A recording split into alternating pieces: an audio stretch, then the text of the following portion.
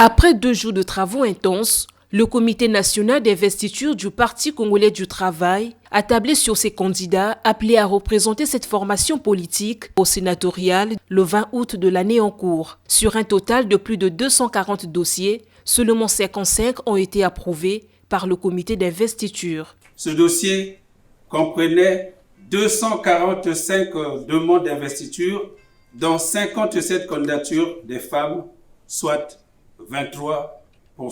À l'issue d'un débat franc et responsable, le Comité national d'investiture a investi 55 candidats du Parti congolais du travail aux élections sénatoriales dans les 12 circonscriptions électorales du pays, dont 18 femmes, soit 32,72%.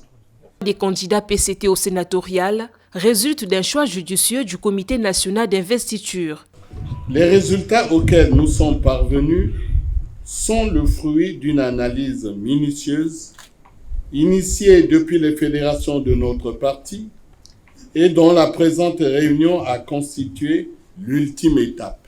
Permettez-moi de réitérer mes remerciements et mes félicitations à l'ensemble des fédérations. Je voudrais aussi remercier et féliciter l'ensemble des membres du Comité national d'investiture pour la qualité des échanges que nous avons eus, lesquels ont abouti à des choix qui portent désormais tous nos espoirs. La sélection des candidats du PCT traduit l'engagement de ce parti au respect de la représentativité féminine.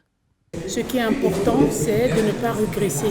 Ce qui est important, c'est d'avoir plus de femmes. Et nous l'avons obtenu à la candidature.